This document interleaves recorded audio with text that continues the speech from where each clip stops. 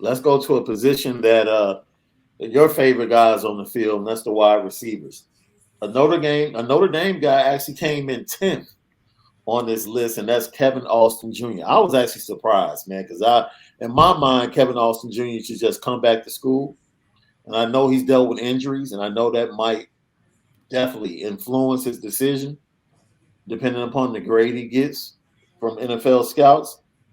But he comes in as 10th best is in his position. Now, this is the crazy thing. He's tied with somebody that I thought had a more consistent and better season, and that's Purdue's David Bell.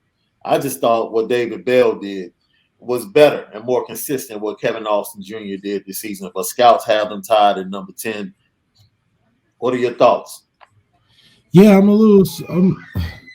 I think Kevin Austin's still a raw product. Him and Isaiah Foskey can definitely come back and fine tune their talent, and I think that's just something that they should consider if they Yeah, want to have longevity in the league. I think going into the league early for a guy like Kevin Austin, it'll eat him up because he's not as technical as some of the other guys that are going into the league. At least a guy like Jerry Judy had technical routes, so his transition and understanding to the league was a little easier than a guy that's just strictly raw talented. yeah, I think that when the more we've seen uh, guys like Des Bryant type, guys that just make plays and are big and physical, they've struggled and they've gotten better as the years have gone on, and they haven't been a sudden impact just because the league has advanced so much. And I think Kevin Austin can definitely benefit more from coming back for another year, fine tuning some of the things, and just hoping that the offense will allow him to develop. I think he was kept on a very uh, skinny diet when it comes to the things he was asked to do at the receiver position, and he'll be asked to do more at the next level that I think he's still raw at. yeah. So for him to be 10, I think it's 10 based off of just talent alone. But in a fast-paced league, we're seeing guys like Miles Boykins, who was a raw talent. I mean, he popped with a 4.4. Got the physical tools, but when it comes to getting open, it looks like a little bit of a struggle due to his size and just development it takes to get there. And he definitely wasn't getting that at Notre Dame at the time. So Right. it just takes a little to develop. And I think for a guy like Kevin Austin, he can recognize that and get that better for the next season. Man, this is a fantastic story. When I go, I'm just going to give you the top 10, all right? And just get your thoughts because I'm sure you're going to say, man, I think guys should be in different spots. This is a great year for wide receivers if you're looking for Oh wide yeah, receivers in the NFL. Like real talk. Like I'm talking about first through the third round.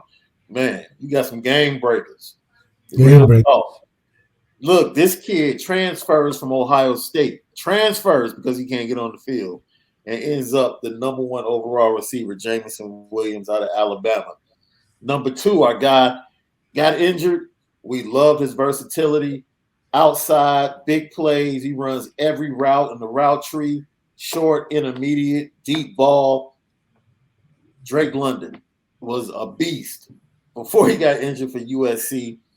Then number three, another guy that was injured on and off this season. When he returned back to the lineup, I believe that Purdue game, he just took off.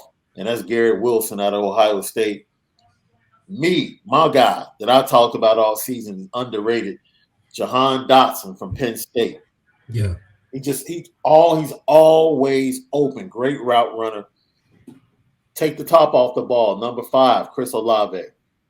Just the ultimate deep threat down there for CJ Stroud and Ryan Day. There you have Traylon Burks out of Arkansas. Traylon Burks put on a show against Alabama when they went to Tuscaloosa. Like, man, he ran through that secondary the entire game. He's a big physical receiver and he's fast. That might be a sleeper pick for someone. George Pickens is coming off that knee injury. Right about now, he's probably at about what, 80, 85%. And more than likely, I don't think he chances coming back for another season of college football. Just go ahead, rehab, get yourself in order, let the team doctors check you out, and allow somebody to grab you probably in the third or fourth round. And then by the by his second season in the NFL, he'd probably be really ready to go and up to speed. He might be ready the first season. Coming in number 8, another unfortunate injury in the SEC championship game, John Mechie, who's the second receiver in that 1-2 combination for Nick Saban. John Mechie III. Feel sorry for the kid. I'm sure he was going to receive a really high grade. And now, more than likely, he's going to slip a little bit, but somebody's going to believe in the talent and take a chance because he's the technician. James Williams is the speed. John Mechie is the technician and the route runner. And if he can, get back healthy and get his knee back in order, they love technicians like that in the NFL that know how to run routes, like Keenan Allen for the Chargers.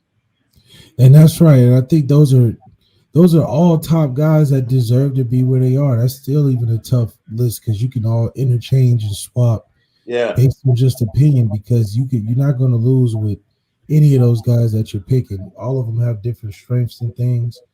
But, I mean, you talk about winners. These guys are really, really good. So for Kevin Austin to be in a list like that, it says a lot. It speaks a lot to his talent. He shouldn't feel ashamed that he's 10 only because, I mean, those other 9 are really good. They've been playing receiver a little longer.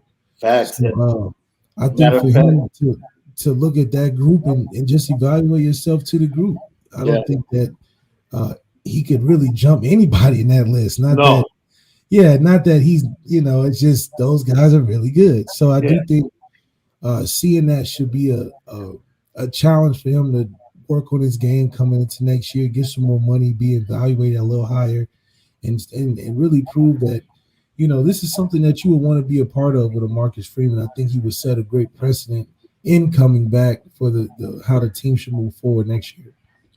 Coming in at number 9, right in front of Kevin Austin and David Bell from Purdue, is Alec Pierce from Cincinnati.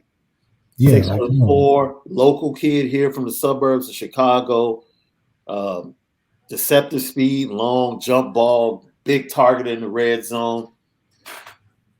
Another stud. Like these guys are, it's a great receiver class. So I don't think an NFL team are going to be like I said, the receiver draft, especially. I mean, they're picking from fish in the barrel. It's like, man, we just grab one, run with it. We can do. Yeah.